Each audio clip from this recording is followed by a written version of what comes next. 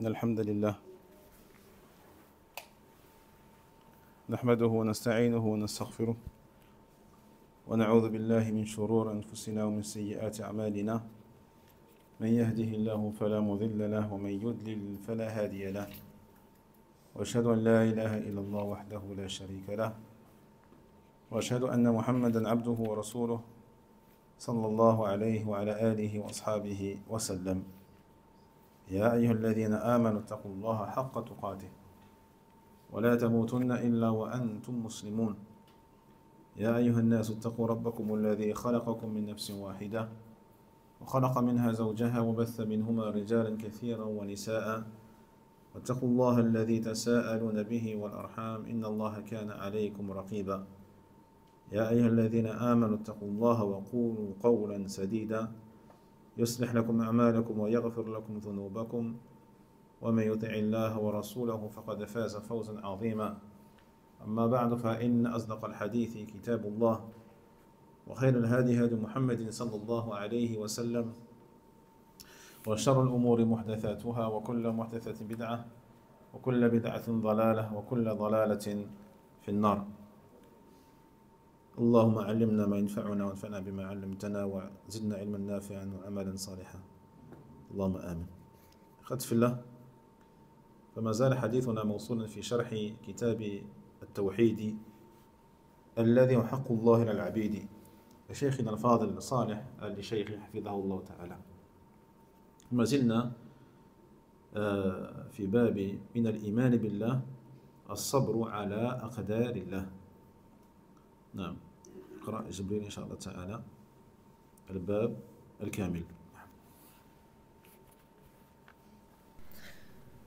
بسم الله والصلاة والسلام على رسول الله. قال المؤلف رحمه الله: باب من الإيمان بالله الصبر على أقدار الله. وقول الله تعالى: ومن يؤمن بالله يهد قلبه.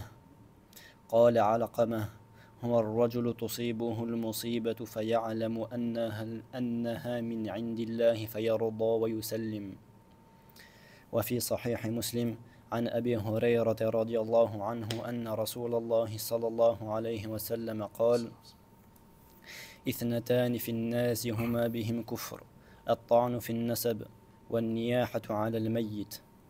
ولهما عن ابن مسعود رضي الله عنه مرفوعا: ليس منا من ضرب الخدود وشق الجيوب ودعا بدعوى الجاهلية. وعن أنس رضي الله عنه أن رسول الله صلى الله عليه وسلم قال: إذا أراد الله بعبده الخير عجل له بالعقوبة في الدنيا، وإذا أراد بعبده الشر أمسك عنه بذنبه حتى يوافي به يوم القيامة.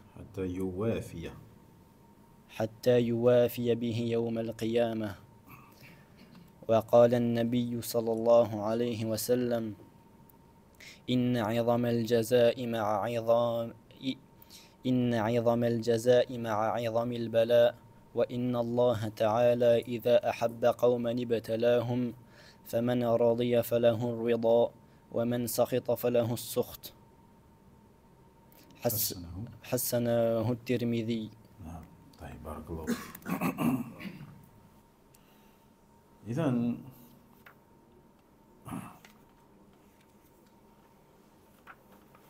قال هنا المؤلف رحمه الله تعالى في صحيح مسلم عن أبي هريرة رضي الله عنه أن رسول الله صلى الله عليه وسلم قال: اثنتان في الناس هما بهم كفر.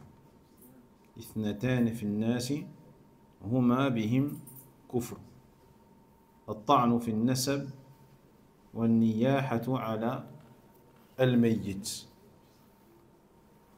نعم،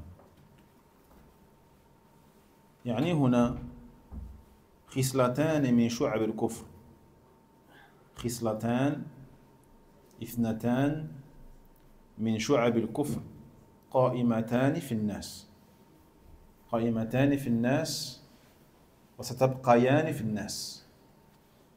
قائمتان في الناس أي قبل الإسلام وستبقيان في الناس بعد الإسلام حتى في أمة محمد صلى الله عليه وسلم هاتان الخصلتان وهما الطعن في النسب والنياحة على الميت. Donc il poursuit ici l'auteur rahimahullah ta'ala en mentionnant un hadith apporté par l'imam Muslim selon Abu Hurairah radhiyallahu anhu qui a dit que le messager d'Allah sallallahu alayhi wa sallam a dit deux choses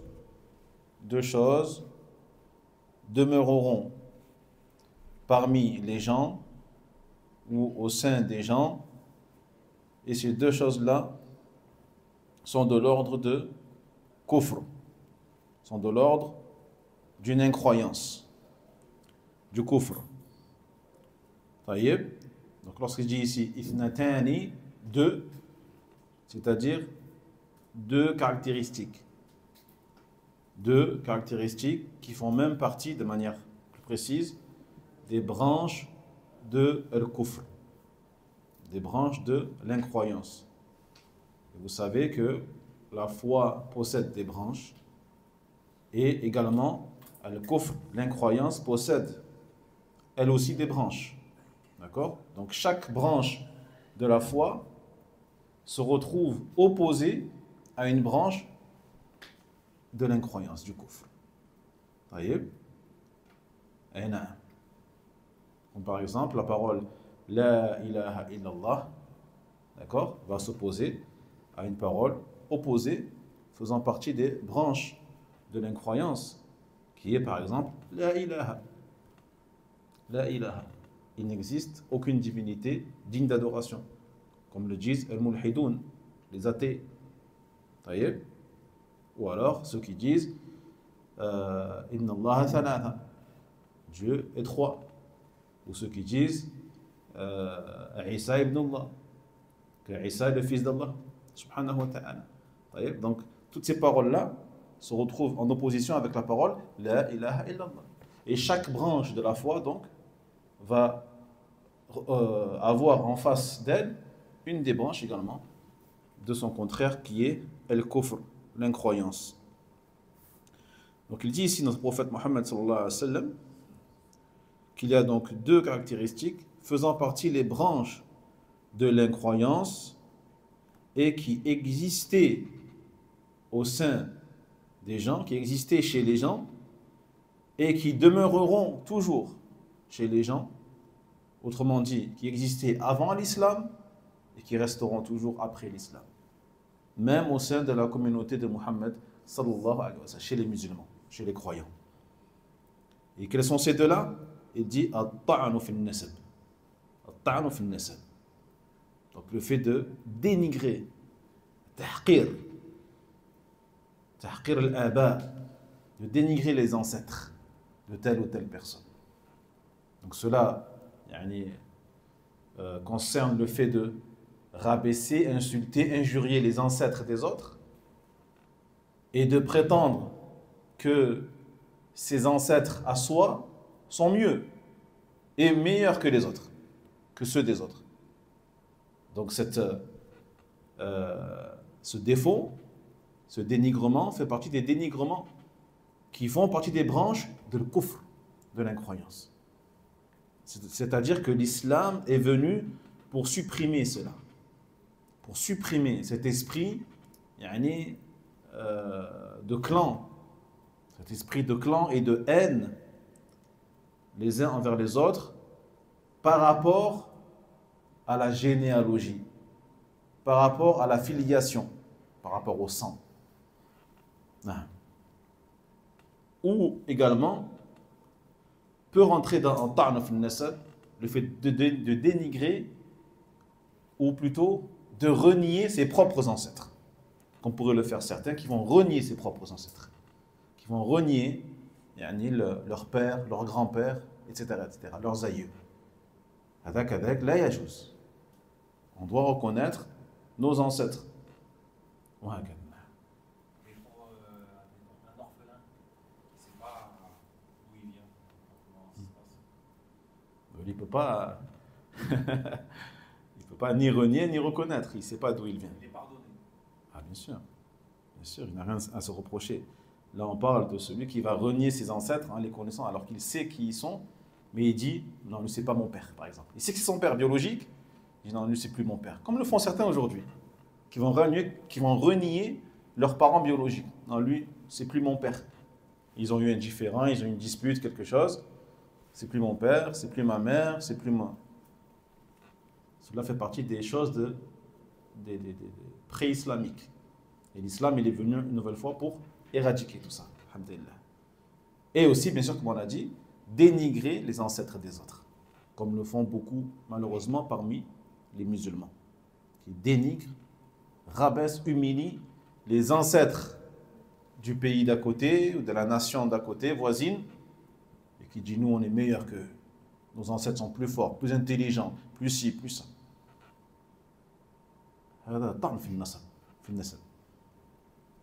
Et secondo, an-niyahatu al-mayyit.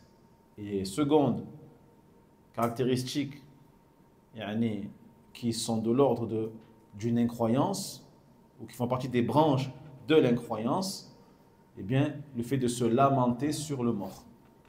Les lamentations sur le mort. Et on a vu déjà maintes et maintes fois ce qu'est niyaha, les lamentations sur le mort, également que l'islam est venu donc supprimer.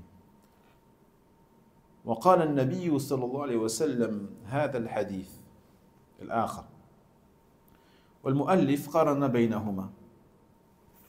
المؤلف رحمه الله تعالى قارن بين الحديثين. طيب، لماذا؟ لأن راويهما واحد وهو أنس. راوي هذين الحديثين راو واحد وهو أنس بن مالك رضي الله عنه. لهذا الحديث أبو هريرة، معذرة، أبو هريرة. نعم. طيب،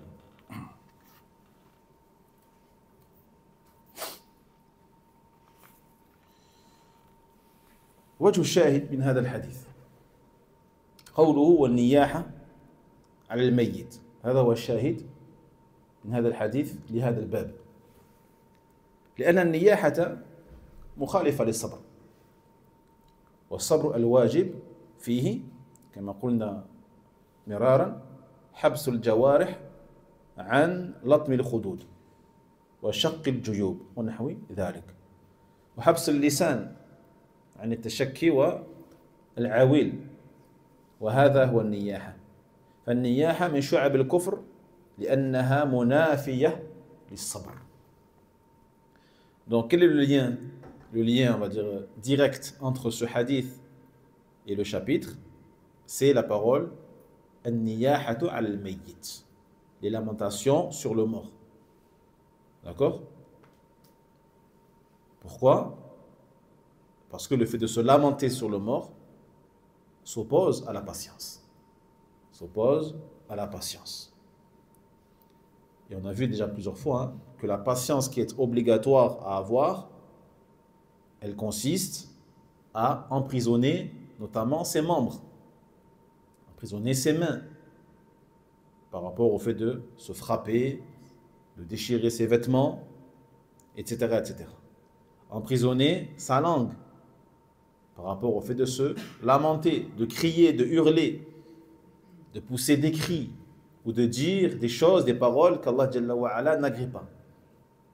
Comme il faisait à l'époque pré-islamique. Lorsqu'un défunt mourait, il faisait, il disait, il proclamait des poésies mentionnant, soi-disant, les qualités du défunt, mais des qualités qu'il ne possédait pas. C'est une tradition chez les Arabes à l'époque pré-islamique, qui est entrée dans ce qu'on appelle al-awil. Ils criaient, ils hurlaient et ils proclamaient des poésies mensongères, relatives aux défunts. Le fait d'emprisonner également son cœur, contre le fait de refuser, de se mettre en colère contre le décret d'Allah subhanahu wa ta'ala. Donc cela c'est un niyaha, qui est, comme on a dit, donc une des branches de l'kufr. C'est une des branches de l'kufr.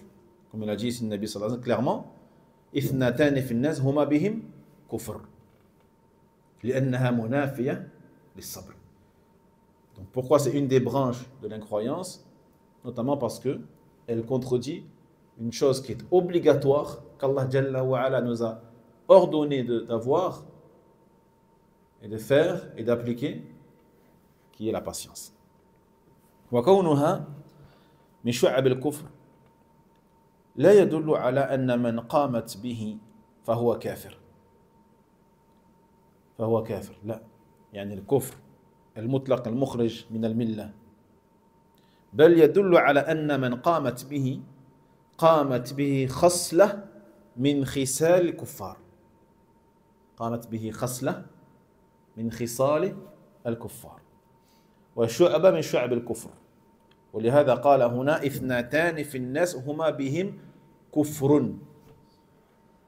كفر نكرة، فالنكر كلمة كفر، لم يقول هما بهم الكفر، بل قال هما بهم كفر. والقاعدة في فهم ألفاظ الكفر التي تأتي في الكتاب والسنة أن الكفر إذا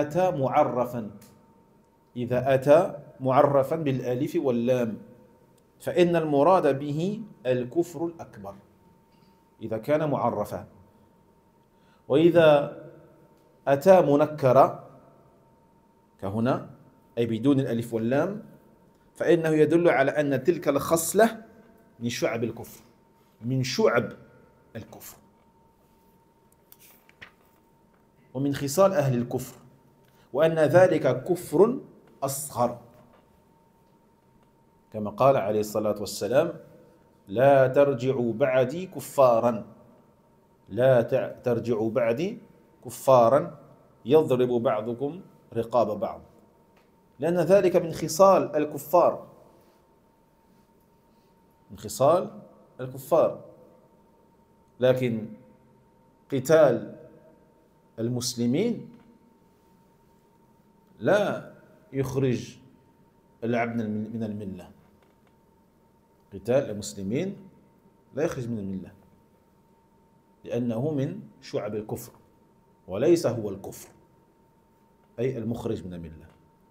ونحو ذلك قوله صلى الله عليه وسلم سباب المسلم فسوق، سباب المسلم فسوق وقتاله كفر، وما قال قتاله الكفر، لا، كفر، وهذا في الكفر الأصغر.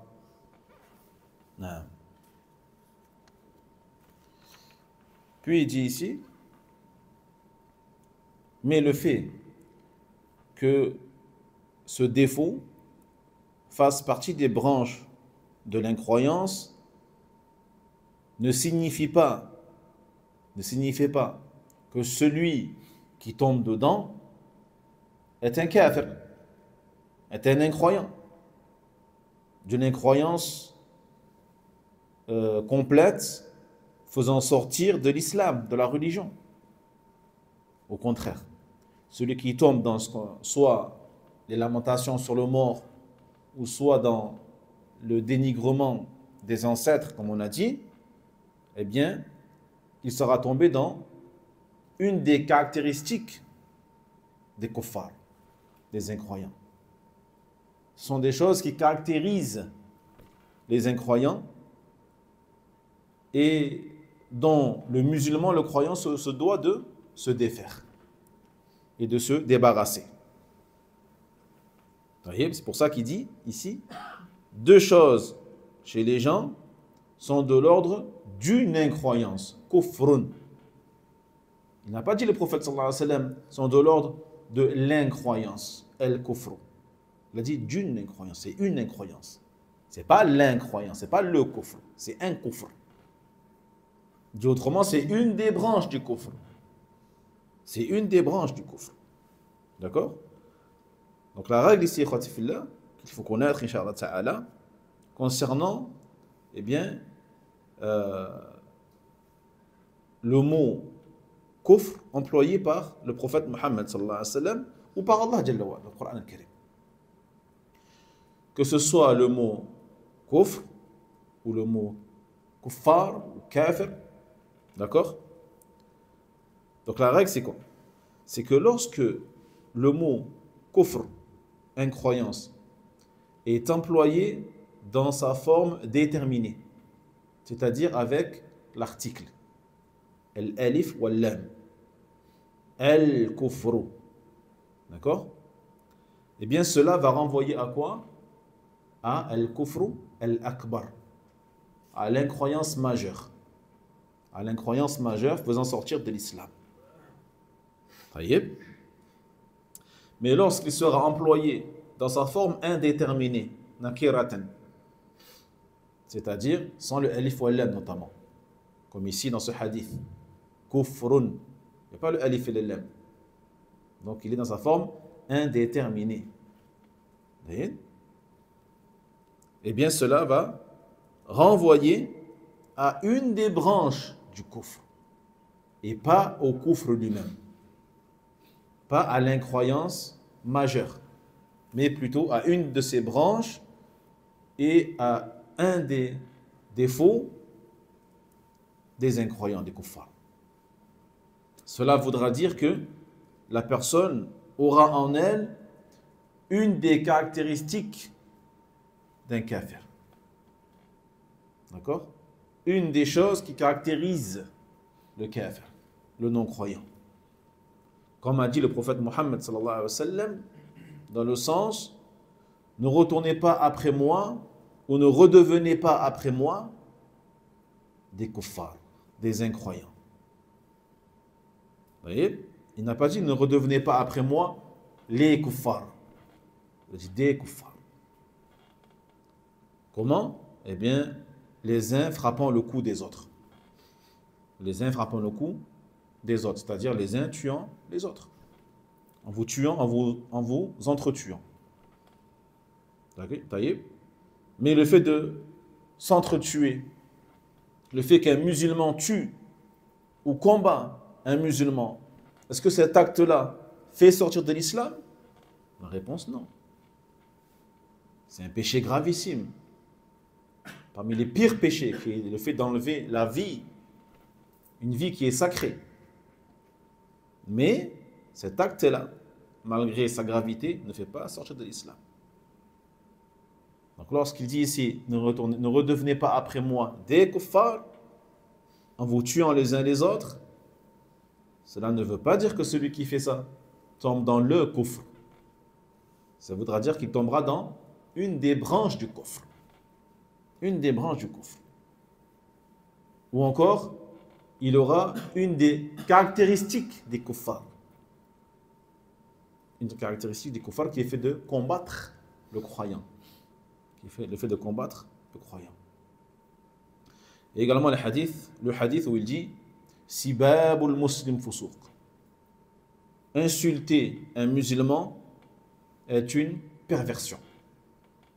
Insulter un musulman ou le musulman est une perversion. Et le combattre est un kufr. Est un kufr. Il n'a pas dit est le kufr. Il a dit qitaluhu kufrun. Donc nous comprenons par là qu'ici, il est question de quel kufr? Le majeur ou le mineur? Le mineur. Al-asghar, une des branches du kufr. Une des caractéristiques du kafir et des kuffars. Donc ça montre bien ici qu'il est question là de incroyance mineure. وَإِن طَائِفَتَانِ مِنَ الْمُؤْمِنِينَ اقْتَتَلُوا فَأَصْلِحُوا بَيْنَهُمَا. Regardez qu'est-ce qu'il dit Allah Jalla wa Ala dans la sourate Al-Hujurat. Dans le sens, il dit, et quand deux factions, deux groupes de croyants s'entretuent, alors réconcilier entre les deux groupes. Qu'est-ce qui nous prouve ici? Que le fait de s'entretuer entre nous n'est pas une incroyance faisant sortir de l'islam. En quoi ce verset il prouve cela? Ah ben, merde. Ahsant. Allah Jalla wa Ala les a appelés les croyants, les deux groupes. Il les a appelés les croyants. وَإِن طَائِفَتَانِ مِنَ الْمُؤْمِنِينَ, parmi les croyants. Donc il n'y a pas un groupe croyant et un second groupe qui n'est pas croyant. Non, tous les deux sont croyants, bien qu'ils s'entretuent l'un l'autre. Et bien sûr, le hadith ici nous le montre par rapport au fait. Donc qu'est-ce qu'il montre ici? Qu'est-ce qu'il prouve ici dans le hadith? Que ce n'est pas du kufr majeur. Lorsqu'il dit Sibabul muslim fusuqun wa qitaluhu kufrun. Imran? Déterminé. Parce qu'il a employé sans le alif et le lam. Wa qitaluhu kufrun. S'il avait dit wa qitaluhu al-kufru, là oui. Là on aurait pu comprendre que c'est de l'ordre, de al-kufr al-akbar. واضح؟ نعم. ثم الكفر المعرف بالالف واللام، فالقاعدة التي حررها الأئمة كشيخ الإسلام وغيره أنه إذا أتى فيراد به الكفر الأكبر، كقوله عليه الصلاة والسلام بين الرجل وبين الشرك والكفر ترك الصلاة. بين الرجل وبين الشرك والكفر ترك الصلاة. طيب. Quant à l'incroyance qui est employée dans la forme déterminée, avec le alif et le lam, eh bien là, on revient à la règle encore une fois, mentionnée notamment par les imams tels que Cheikh l'Islam, Ibn Taymiyyah rahimahullah ta'ala et d'autres, disent que lorsqu'il est employé dans la forme déterminée, eh bien ce qui est voulu, ce qui sera voulu, c'est al-kufrul akbar, l'incroyance majeure, qui fait sortir de l'islam, celui-là, ou celle-là. Comme la parole du prophète Mohammed sallallahu alayhi wa sallam, qui a dit, entre l'homme et l'association et le kufr.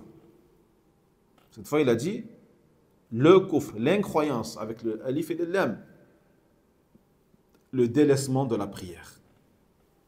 Le délaissement total de la prière. Le fait de se détourner totalement de la salah. C'est-à-dire que qu'est-ce qui empêchera l'homme de tomber dans l'association majeure, al-shirk, et dans al-kufr, l'incroyance majeure? Qu'est-ce qui l'empêchera de tomber dedans, dans ces deux choses-là? La salat, la prière. C'est-à-dire, tant qu'il fait sa prière, tant qu'il accomplira ses prières obligatoires, eh bien, il ne pourra tomber ni dans le shirk majeur, ni dans le kufr majeur. Ça, c'est ce qui est compris. C'est ce qui est dit, plutôt. Et ce qui est compris, c'est que celui qui délaisse la prière, celui qui la délaisse totalement, eh bien, il tombera dans le shirk ou le kufr. Le shirk ou le kufr. Et ce n'est pas du shirk asghar, mineur. Et ce n'est pas du kufr mineur. Pourquoi? Parce qu'elle a utilisé ces mots-là dans leur forme déterminée, avec les alif et les lam. Shirk et al-kufr.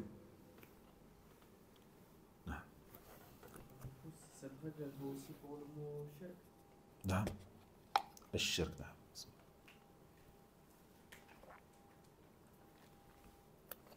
نعم. ولهما عن ابن مسعود رضي الله عنه مرفوعا ليس منا من ضرب الخدود وشق الجيوب ودعا بدعوى الجاهلية. دل هذا الحديث على أن من فعل هذه الأفعال فهو ليس من أهل الإيمان.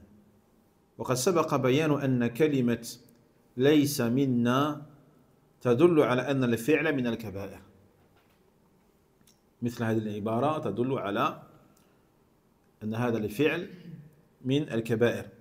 ولهذا فإن ترك الصبر وإظهار تسخط كبيرة من الكبائر.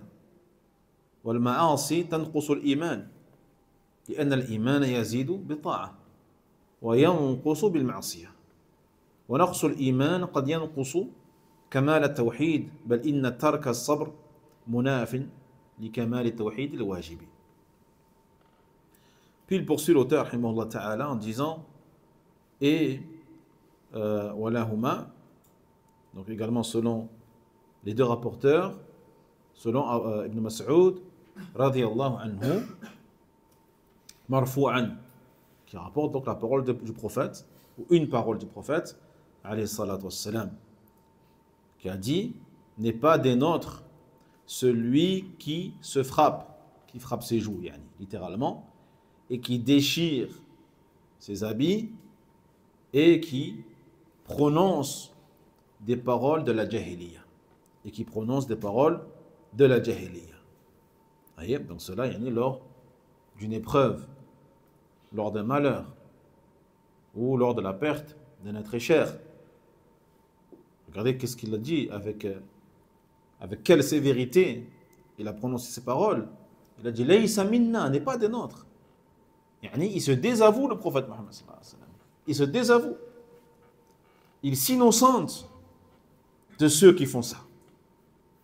De ceux qui, lorsque ils font face à un décès parmi leurs proches, se frappent, se déchirent les habits et prononcent des paroles qui font partie de celles de la jahiliya, de l'époque pré-islamique. Donc ce hadith prouve ici que celui qui fait ces choses-là, eh bien, ne fait pas partie des gens de la foi. Mais de quelle foi on parle? Parlons-nous de la foi yani, valide, yani la base même de la foi, ou parle-t-on de la foi complète? On parle là de la foi complète. C'est-à-dire ceux qui font ça ne perdent pas leur foi complètement, mais ils n'auront pas une foi complète. Au contraire, elle sera diminuée et faible. Et on a vu que cette parole-là, Laysa minna, n'est pas des nôtres, est une des paroles qui indique que ces péchés font partie des péchés majeurs. Min al-kaba'ir, des péchés majeurs. D'accord?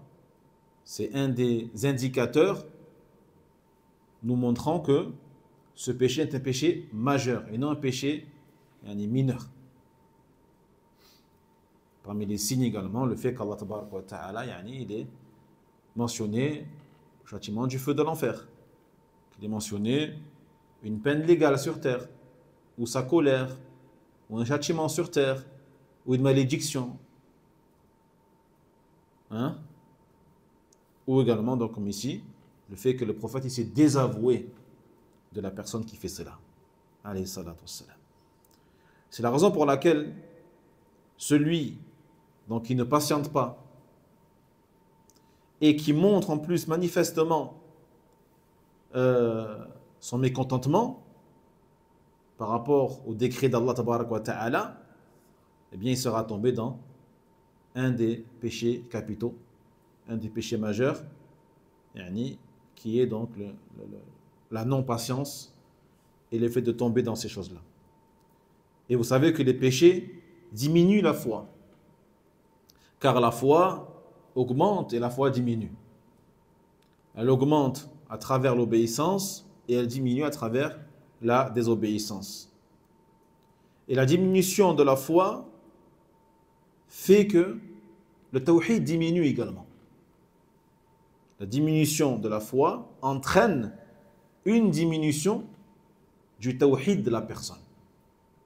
Car le monothéisme, comme la foi, diminue chez la personne, peut diminuer chez la personne. Donc les péchés font diminuer la foi, et la diminution de la foi font diminuer ou fait diminuer le tawhid. Et donc le délaissement de la patience viendra contredire et viendra entacher la part obligatoire de tawhid qu'on doit avoir. Le délaissement de la patience viendra salir, abîmer la part de tawhid obligatoire qu'on doit avoir. Jahid. Donc cela fera qu'il diminuera considérablement chez la personne. وعن أنس أن رسول الله صلى الله عليه وسلم قال إذا أراد الله بعبده الخير عجل له العقوبة في الدنيا. إذا أراد الله بعبده الخير عجل له العقوبة في الدنيا وإذا أراد بعبده الشر أمسك عنه بذنبه حتى يوافى به يوم القيامة. فهذا في بيان حكمة الله تبارك وتعالى التي إذا استحضرها المصاب فإنه يعظم عنده الصبر ويتحلى بهذه العبادة القلبية العظيمة وهي ترك التسخط والرضا بفعل الله تبارك وتعالى وقضائه. لأن العبد إذا أريد به الخير فإن العقوبة تعجل له في هذه الدنيا، لأن رفع أثر العقوبة عن العبد يكون بعشرة أشياء. رفع أثر العقوبة عن العبد يكون بعشرة أشياء كما ذكر العلماء، منها أن تعجل له العقوبة في الدنيا.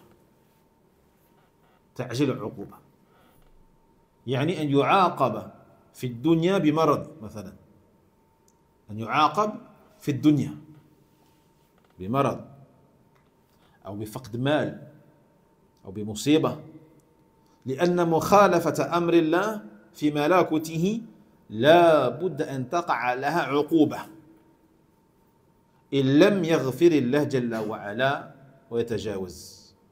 فإذا كانت العقوبة في الدنيا فإنها أهون من أن تكون في البرزخ.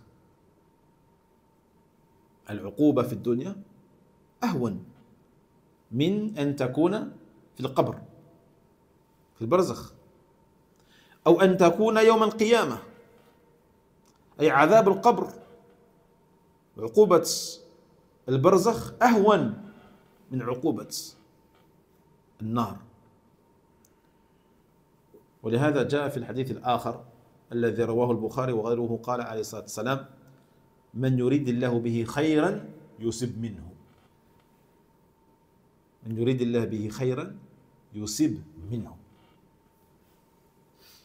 ولهذا كان بعض السلف يتهم نفسه إذا رأى أنه لم يصب ببلاء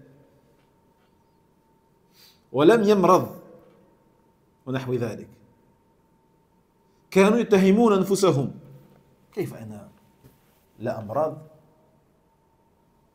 وما ابتليت؟ اتهم نفسه سبحان الله. لماذا؟ لأن الله جل وعلا قال: إذا أراد بعبده الخير عجل له العقوبة في الدنيا. فهم كانوا يطمعون في هذا، يطمعون في أن يعاقبوا في الدنيا قبل الآخرة. عليكم السلام ورحمة الله. سبحان الله. وقد قال عليه الصلاة والسلام في الحمى مثلا: لا تسبوا الحمى، لا تسبوا الحمى، فوالذي نفسي بيده إنها لا تنفي الذنوب عن العبد كما ينفي الكير خبث الحديد. الحمى. في المصائب نعم على العبد، والله جل وعلا له الحكمة البالغة، له الحكمة البالغة فيما يصلح عبده المؤمن. Puis il poursuit ici l'auteur rahimahullah ta'ala, il dit selon Anas qui a dit que le messager d'Allah sallallahu alayhi wa sallam a dit: lorsque Allah veut le bien pour son serviteur, il accélère son châtiment sur terre. Il accélère son châtiment sur terre. Il précipite son châtiment sur terre, fit dunya.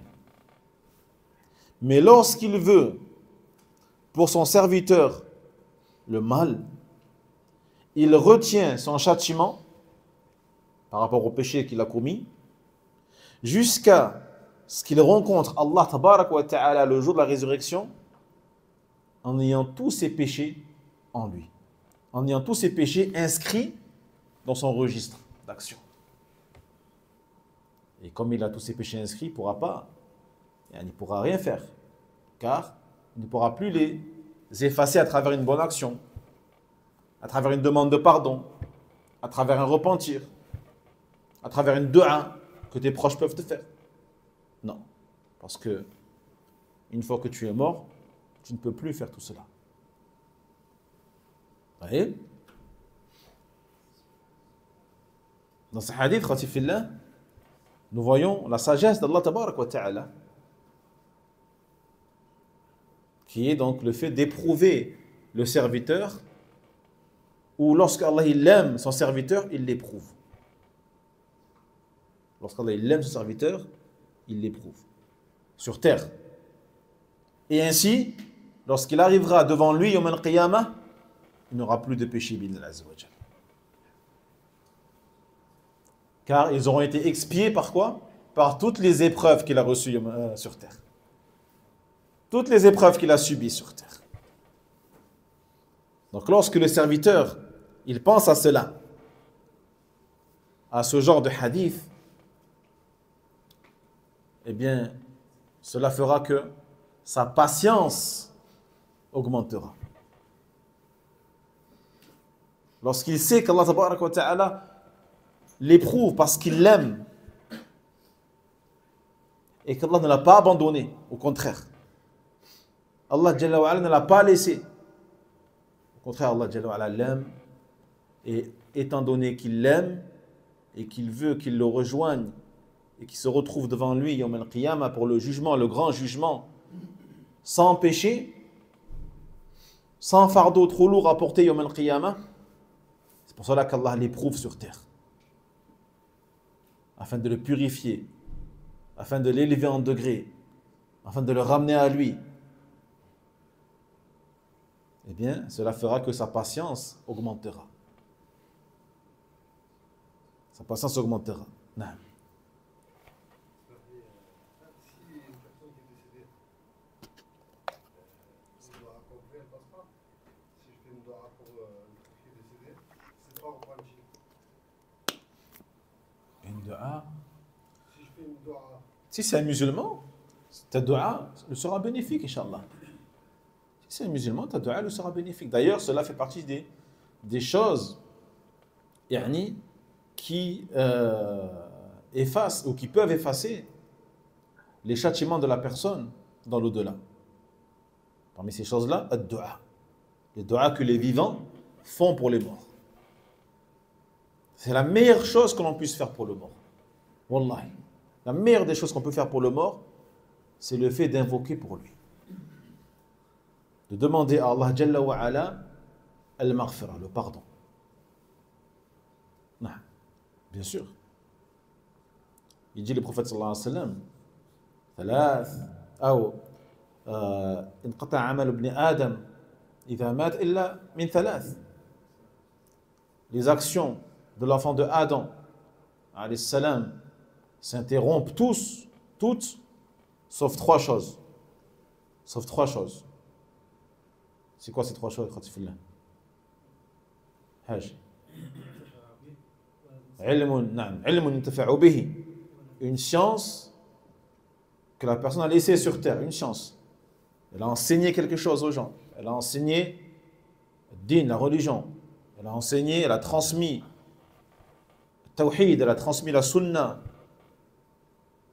Elle a acheté des livres et elle les a mis dans la mosquée pour que cela puisse profiter aux gens. Donc chaque cause permettant aux gens d'apprendre leur religion, d'apprendre une science bénéfique, une science utile, eh bien sache que même après ta mort, tant que cette science-là existera sur terre, tu en es récompensé. Tu en es récompensé. Et pas seulement par rapport aux gens que tu connais ou qui ont vécu dans ton époque à toi. Parce que là, c'est exponentiel. Toi, tu as, par exemple, enseigné à tes enfants ce qu'est le tawhid. Tu as enseigné à tes enfants ce qu'est sunnah.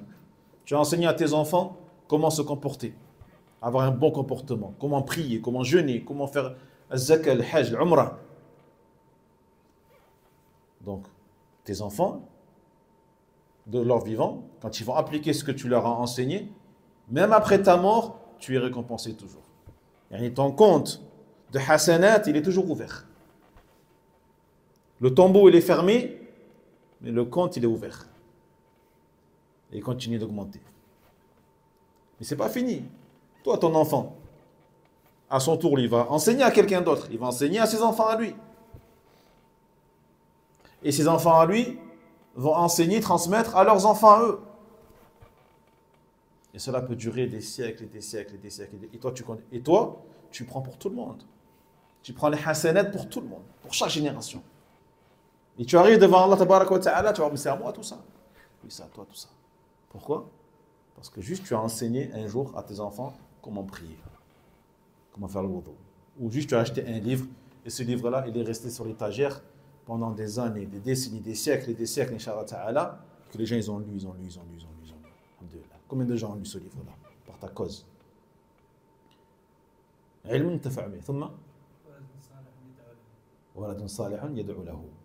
Tu as laissé derrière toi un enfant pieux qui invoque pour toi.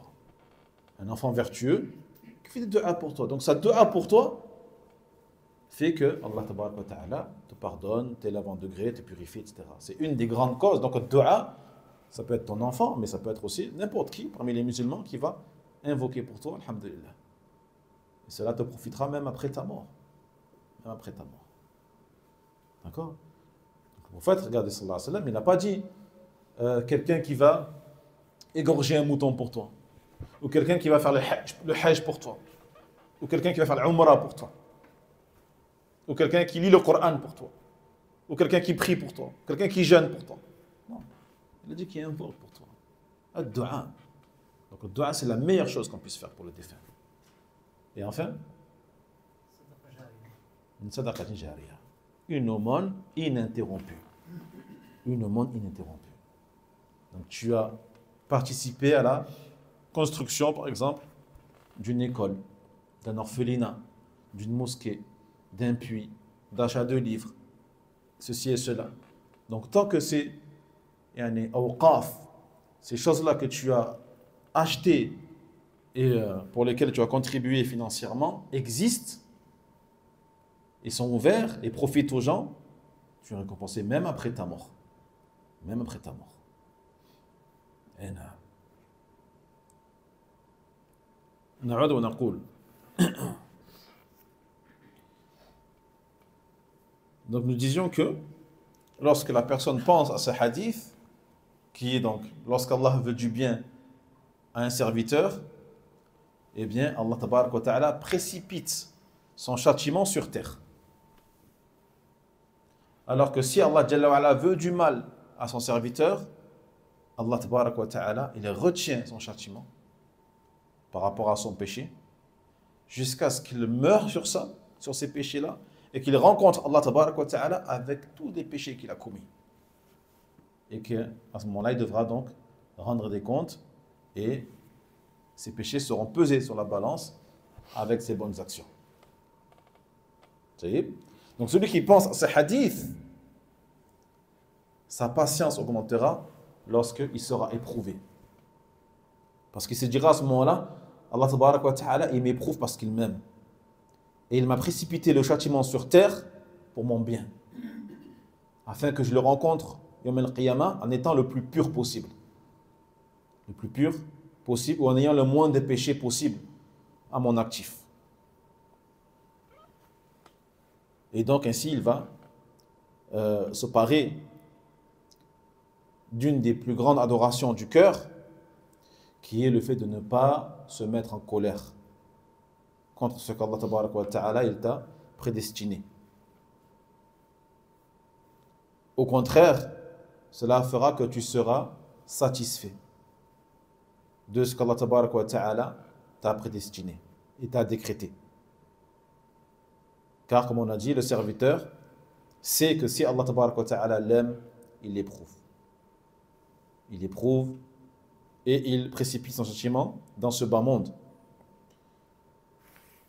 Et comme l'ont dit les savants, les conséquences des péchés sur le serviteur sont dissipées par 10 choses qu'on ne va pas énumérer aujourd'hui.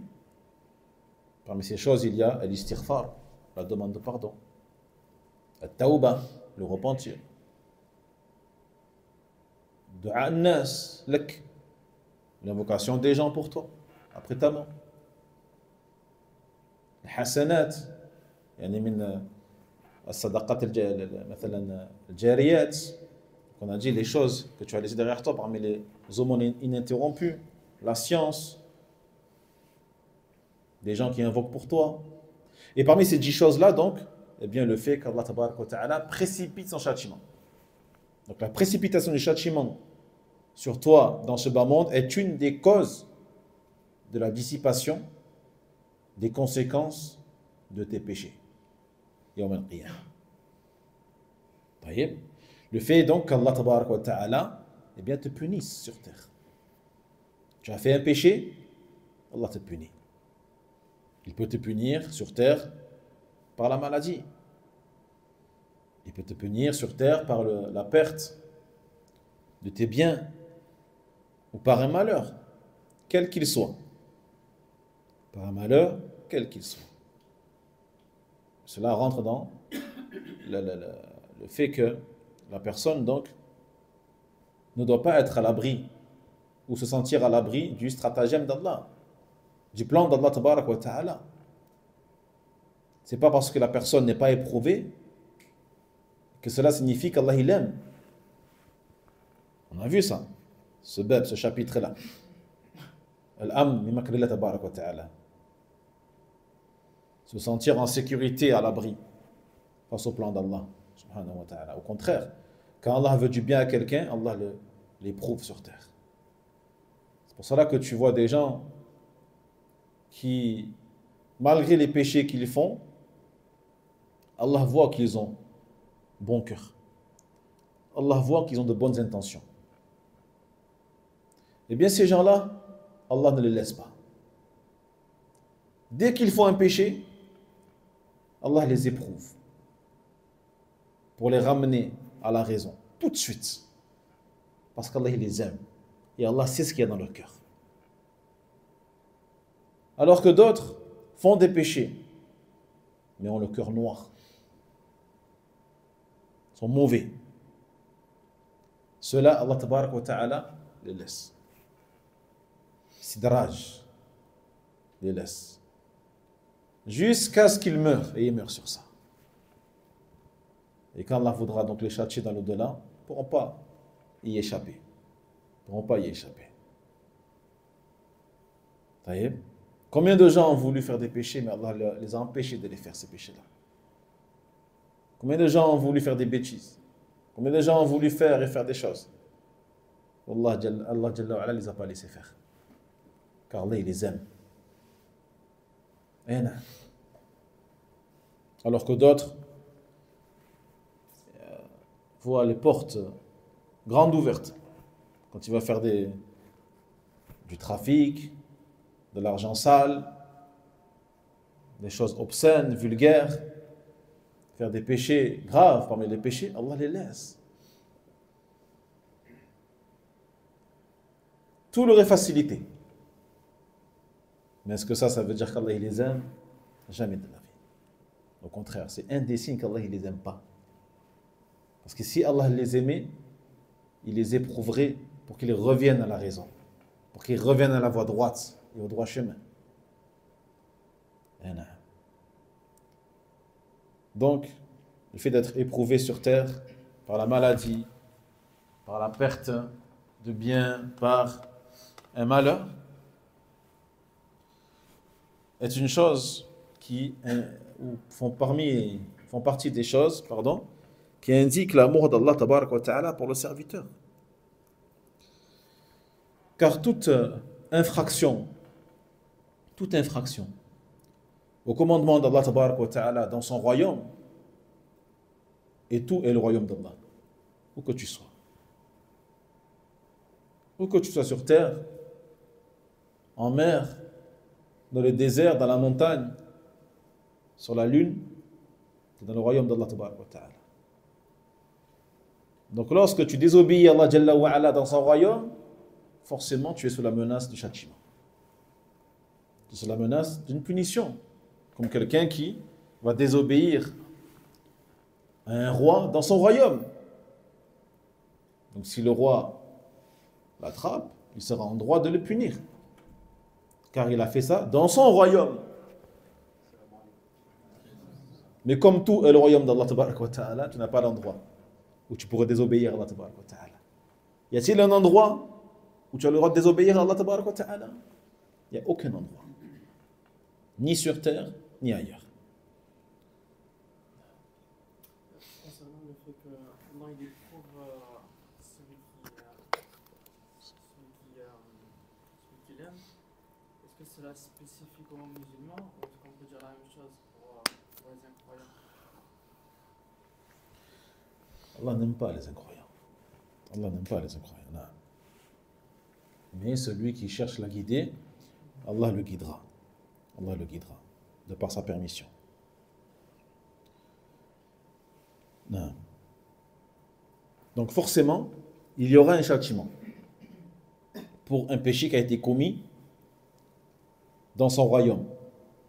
Si Allah ne le pardonne pas. D'accord? Donc il se peut qu'Allah tabaraka wa ta'ala, bien sûr, pardonne un péché sans épreuve et sans malheur sur la personne. Et Allah fait ce qu'il veut. Il fait don de sa grâce, il gracie qui il veut.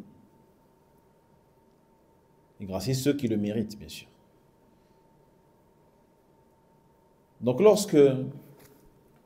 vu que le châtiment sur terre sera toujours moins dur que le châtiment dans l'au-delà, ou avant cela, vu que le châtiment sur terre sera toujours moins difficile que le châtiment de la tombe, et que le châtiment de la tombe sera toujours moins difficile que le châtiment de l'enfer, eh bien, cela nous amène à un autre hadith rapporté par Al-Bukhari et d'autres que lui, dans lequel dit le prophète sallallahu alayhi wa sallam: celui pour qui Allah veut un bien, il l'éprouve. Celui pour qui Allah veut un bien, il l'éprouve. C'est pour cela que certains parmi les salaf, rahmatullahi alayhim ajma'in, eh bien, ils se remettaient fortement en question. Ils se remettaient fortement en question lorsqu'ils considéraient qu'ils n'étaient pas éprouvés par Allah tabarak wa ta'ala. Lorsqu'ils voyaient par exemple qu'ils ne tombaient pas malades, qu'ils n'avaient pas d'épreuve particulière, qu'ils se trouvaient dans des situations de facilité de manière constante. Eh bien, qu'est-ce qu'ils faisaient les salafs? Ils se remettaient en question. Et ils s'inquiétaient. Ils s'inquiétaient.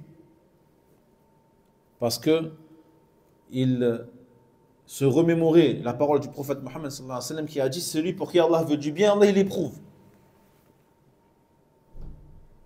Allah il l'éprouve. Donc, il se disait: moi je ne suis pas éprouvé. J'ai pas de problème d'argent, ni de santé. Dans ma famille, ça va. Avec ma femme, ça va. Avec mes enfants, ça va. Tout va bien. Tout va bien. Eh bien, contrairement à nous, qui allons commencer à avoir une forme de, pas d'orgueil, mais un peu de ujb. Alhamdulillah, ça veut dire que je suis une bonne personne, ou là ça veut dire que je suis quelqu'un de bien, ou là ça veut dire qu'Allah il m'aime. Eux, c'est le contraire. Ils s'inquiétaient. Ils s'inquiétaient, ils se disent, mais est-ce que Allah m'a abandonné? Est-ce qu'Allah me laisse dans mes péchés jusqu'à ce que je rencontre le Qiyamah avec tous mes péchés? Ils s'inquiétaient. Subhanallah. Voilà salafna salih. Comme ça a été nos ancêtres dans l'islam. Et il a dit le prophète sallallahu alayhi wa sallam, par exemple par rapport à la fièvre, al-humma, il a dit, n'insultez pas la fièvre, car par celui qui a dans sa main ma personne, elle efface les péchés du serviteur comme le soufflet supprime les saletés du fer. Comme le soufflet supprime les saletés du fer. C'est une métaphore de la part du prophète Mohammed sallallahu alayhi wa sallam. Lorsque le forgeron, ou celui qui fait fondre le fer, ou qui faisait fondre l'or, ou qui faisait fondre l'argent, notamment en soufflant sur le feu, al-kiru, c'est le soufflet qui permettait d'attiser le feu pour faire fondre ces métaux, eh bien cela faisait partir la saleté du fer, et la saleté de l'or et de l'argent. Donc il dit le prophète Mohammed sallallahu alayhi wa sallam, la fièvre, cette maladie qui consiste donc à augmenter la température corporelle du corps par la permission d'Allah tabarak wa ta'ala, lorsque le corps combat notamment les microbes, etc. Eh bien, il dit cette fièvre-là, elle efface les péchés du serviteur comme le soufflet fait disparaître les saletés du fer. Donc on voit ici, à travers tous ces hadiths, que les malheurs sont en réalité un bienfait pour nous. Les malheurs, les épreuves, les difficultés que l'on peut rencontrer, que l'on rencontre et que l'on rencontrera jusqu'à la mort sont en réalité des bienfaits pour nous. Wallahi. Et Allah tabarak wa ta'ala, comme vous le savez, possède la sagesse absolue, la sagesse immense dans ce qui va permettre au serviteur de voir sa situation s'améliorer et se réformer. Masha'Allah. Alhamdulillah. Ça va, Khatif Fillah?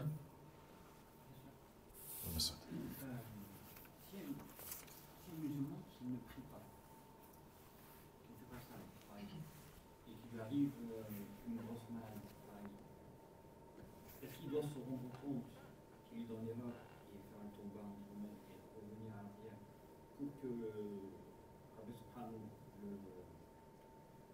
le ou pas forcément, ou le fait qu'il reste quand même dans son ignorance, c'est une chose que je veux dire. Non. Celui qui est dans le péché, comme le fait de délaisser donc la prière, qui fait partie des péchés les plus graves, le délaissement de la prière, ou le fait de la faire en retard ou autre, de ne pas respecter certaines de ses conditions, lorsqu'il est éprouvé, il se doit de se dire que Allah tabarak wa ta'ala lui fait subir cela pour qu'il revienne vers lui.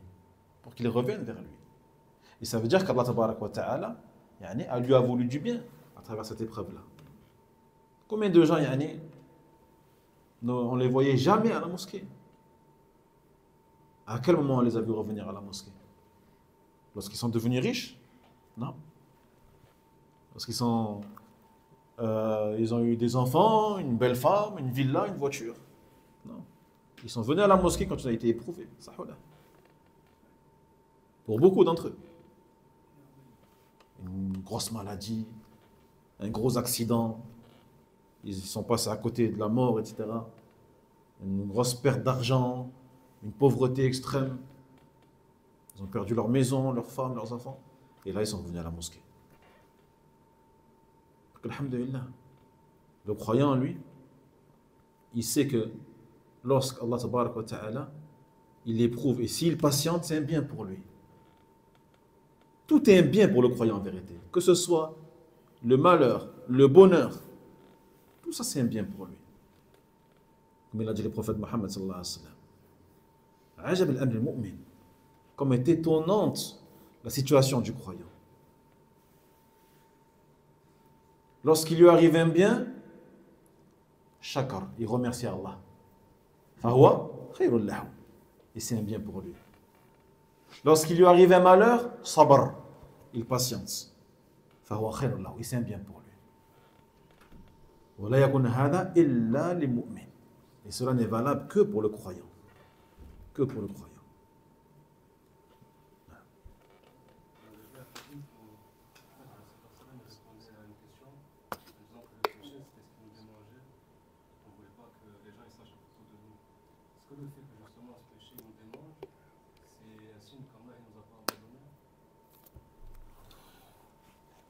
Tout ce que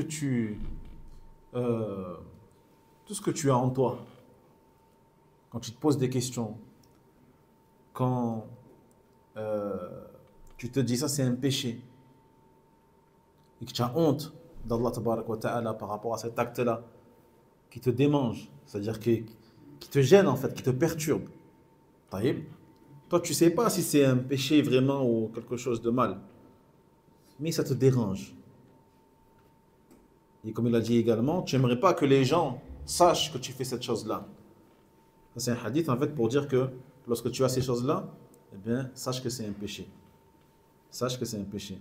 Mais cette pensée-là vient d'Allah tabaraka wa ta'ala. Donc Allah te veut du bien. Chaque pensée positive que tu as, qui te fait grandir, qui te fait retourner vers Allah tabaraka wa ta'ala, ça vient d'Allah.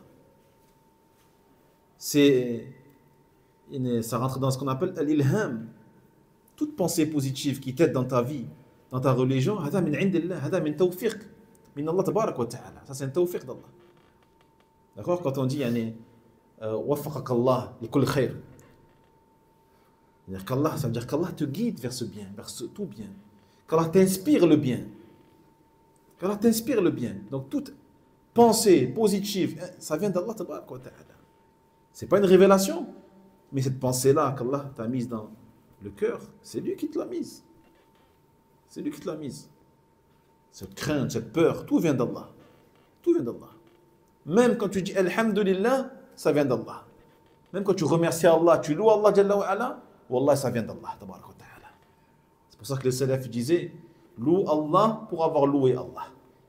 Loue Allah pour avoir loué Allah. لأن كل من عند الله تبارك وتعالى. واضح؟ الحمد لله. نكتفي بهذا القدر إن شاء الله. العلم عند الله وآخر دعوانا أن الحمد لله رب العالمين وصلى الله وسلم على نبينا محمد وعلى آله وصحبه أجمعين. بارك الله فيكم.